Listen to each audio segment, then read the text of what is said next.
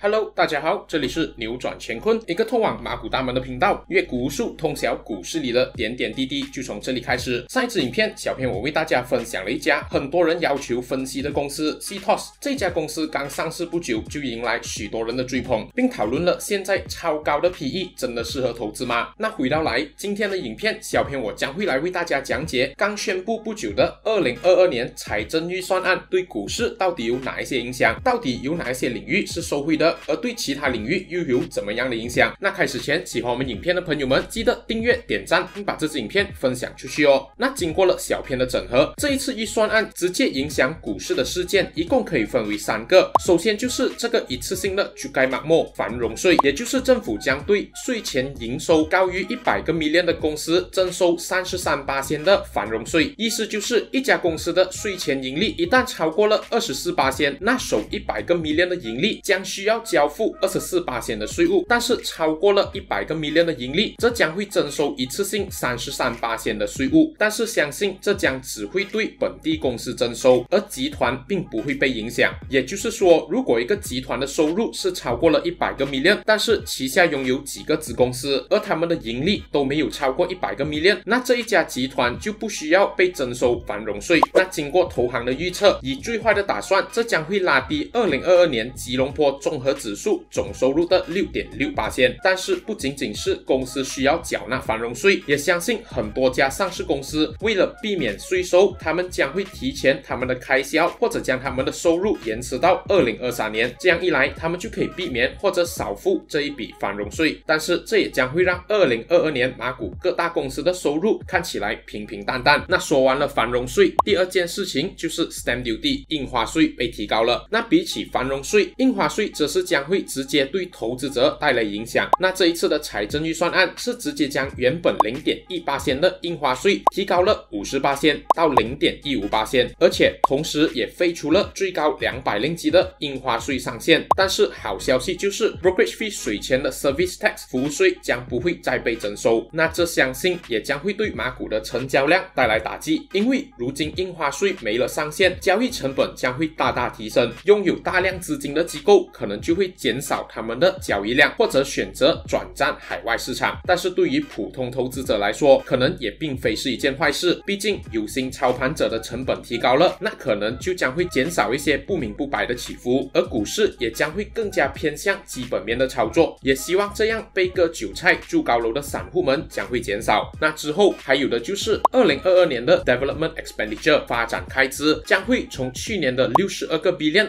上涨到2022年的76.5个 billion， 也就是大约 23.3%。 那细分这一笔开支，我们可以看到有 66.9个 billion 是用于5575项发展中的项目，而新的1180项新项目只占了 8.7个 billion， 大约 11%。 那其他增加了拨款的开支就包括了 Education and Training 教育与培训开支，一共增加了 3.8个 billion， Transportation 交通开支 2.5个 billion 和通讯开支增加了 0.8个 billion。 那在我们进入正题之前，扭转乾坤也有一件重大宣布，那就是扭转乾坤蓄势已久的重量级课程贯通财报线上课程将在11月7日正式开班啦。课程的主要内容是要教大家如何简单明了的看懂财报，从中找出基本面强劲的潜力股，避开有问题的地雷股，和看透一家公司未来的表现，成为精明的投资者。而这一次的课程内容长达15个小时，保证诚意满满。此外，这个课程还赠送了财报锦囊班，主要教大家所有阅读财报所需的知识和9家来自不同领域的实战案例，好让大家学以致用。而且所有内容都可以无限重复观看，保证物超所值。那福利来了，那就是如今报名也将会享有 40% 折扣，只需288令吉，但是名额有限，感兴趣的朋友们可以到 Pin Comment 的 Telegram link 或者面子书私信小编报名哦。那么回到正题，那看完了这3大影响股市的重点，我们就接着来了解到底有哪一些领域是这一次财政预算案的受惠者。其实这一次的受惠者算是少数，而其中最直接受惠的就有西马的中油领域和汽车领域。那首先我们来看中油领域。